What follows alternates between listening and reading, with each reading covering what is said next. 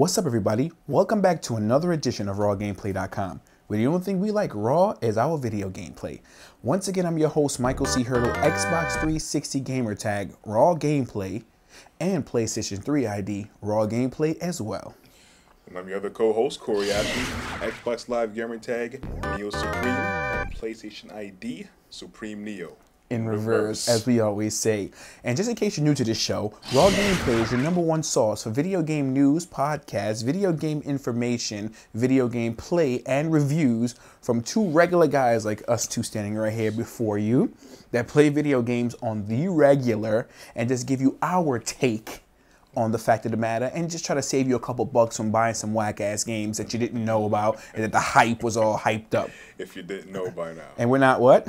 We're not sponsor infiltrated. Not yet.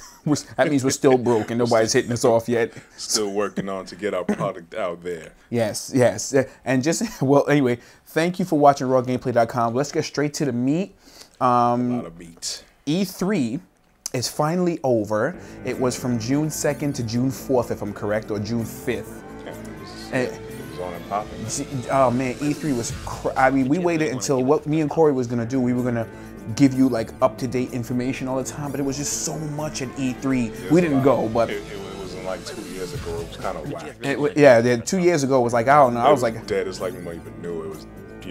Nobody cared that it was over. But now, yeah, a lot of things were popping. I guess they, revamped it. Of course, they got to breathe fresh life into the industry. Then, got to get that money. But at the same time, they got to get everybody's hopes up. That's right. So, and you know what? Like I said before, let's just cut straight to the chase because we got so much to talk about in this half-hour show. This is an E3 special. This is episode number 23 of Raw Gameplay. And the first thing I want to talk about, man, is this new PSP Go that everybody's been talking about. PSP Go, yes. A lot of people waiting for that. A lot of people waiting for that. And a lot of people waiting for us, for some strange reason, because I guess we fly.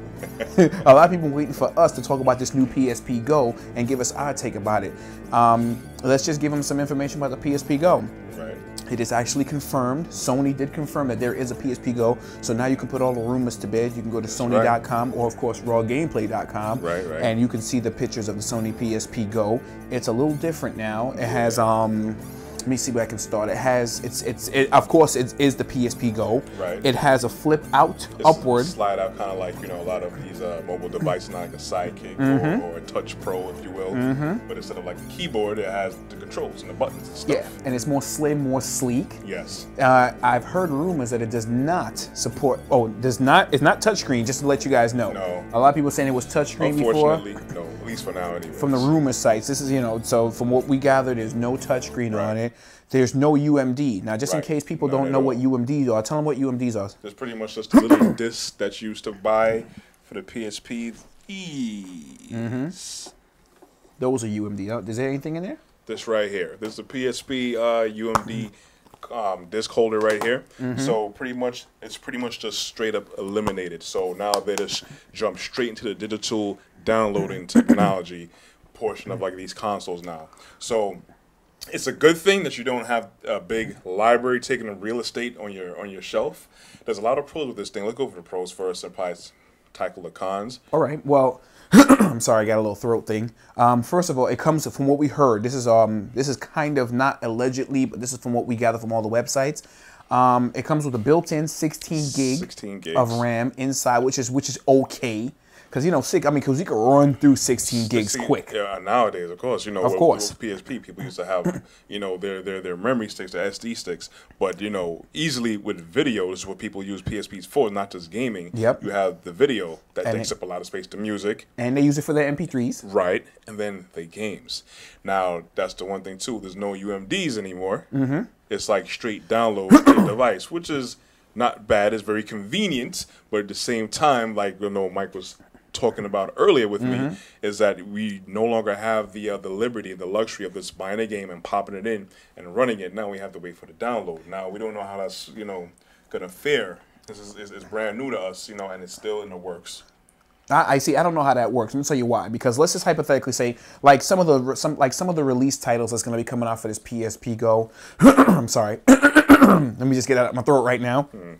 Like some of the new titles coming out for the PSP Go is, of course, Little Big Planet. They said Resident Evil next year. Right. But Little Big Planet Yeah, well, the PSP Go, let's just say PSP Go is supposed to be dropping this year in October, 2009. So that's a great thing. This is what it says on the website, on Sony's website. So I'm not just making this up. So it's official, not just us speculating. So here's the thing, right, man? You got this. You got the PSP Go. Now everything is a digital download. Oh boy, this is horrible. Anyway, let me just move on. You got the digital download, right? Let's say hypothetically, Little Big Planet. That's a huge game. This is a big game. Nice game, graphics. You download levels. You can make levels. Now let's just hypothetically say we don't know how big these games are going to be. No. Like as far as file size go, you need an internet connection. There's a lot of people who don't have internet connections. That's true.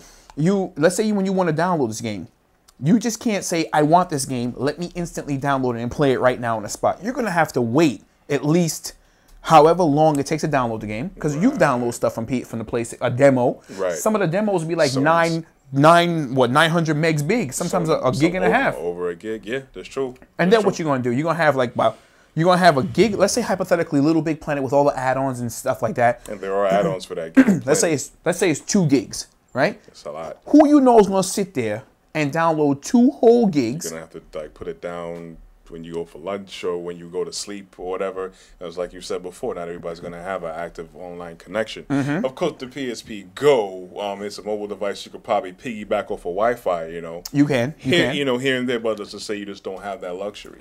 A lot of people don't have that luxury, of course. It's like we know they consider the UMDs primitive, and they want to move away from it. But it's convenient, though. Almost like the iTunes. Like you see how you can go to any computer, download something, your MP3s to your iPod video, and listen to it. But remember, we're looking at the PSP Go, which these are playing actual games, like big games. Right. Like for instance, the iTouch.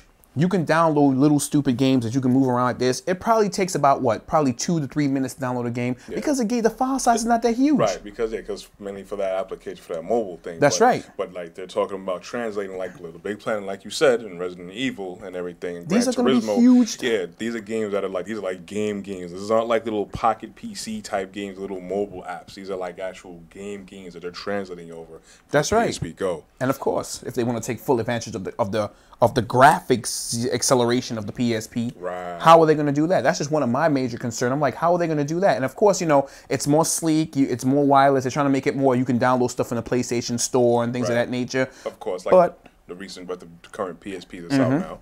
But it's just like I'm thinking of like this PSP Go. It looks nice. I actually saw it. Of course, if you go to GameTrailers.com, because that's where we got all our information. Of course, from all over the internet and stuff like that. They're on their game. They're on the game over there. Yeah. So I just wanted to point out a couple things. Anything you want to say about that while I look at this? Right. Well, another thing like with the PSP Go, a lot of guys that are probably out there, of course. One thing that's always going to be an issue with any new version of a console is going to be backwards compatibility. That's right. Right. So don't worry. Sony, they say that they're going to have a program for you guys that have your UMDs that may want to be able to play it on the PSP Go. And of course, it doesn't have a UMD drive, but they have a program where I think it's like if you give them a proof of your UPC code, get this little barcode thing for you guys. I guess if you're not familiar with it, you give it to them, scan it to them, whatever you do, and they confirm it. And I guess what they do, they probably send you a confirmation to be able to download the game digitally